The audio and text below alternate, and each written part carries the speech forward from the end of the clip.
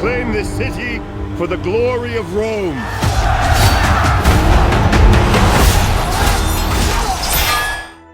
দুই যুগ পর রিডলি স্কট আবারও ফিরলেন সেই ঐতিহাসিক অ্যাকশন ড্রামায় যা বদলে দিয়েছিল সিনেমার ইতিহাস। গ্ল্যাডিয়েটর 2 এবার এক নতুন গল্প, এক নতুন রক্তপাত।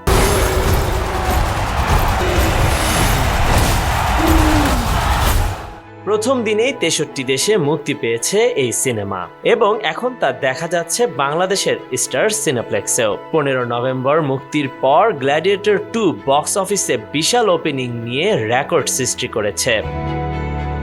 একই দিনে $87 মিলিয়ন আয় করেছে সিনেমাটি, যা প্যারামাউন্ট পিকচার্সের একটি আর-রেটেড সিনেমার সবচেয়ে বড় আন্তর্জাতিক ওপেনিং এবং রিডলি স্কটের ক্যারিয়ারে এটি সবচেয়ে বেশি আয় করা সিনেমা।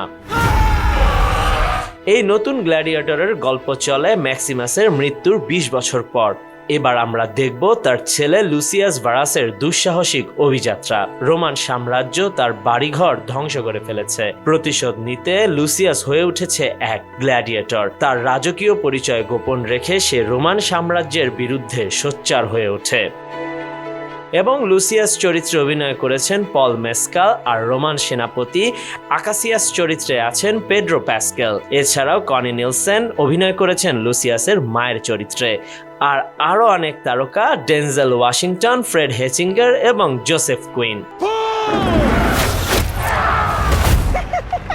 এবার গ্ল্যাডিয়েটর 2 এর সঙ্গী হন, যেখানে প্রতিশোধের আগুন আবারও জ্বলে উঠবে। রোমান সাম্রাজ্যের বিরুদ্ধে এক অভূতপূর্ব যাত্রা শুরু হবে।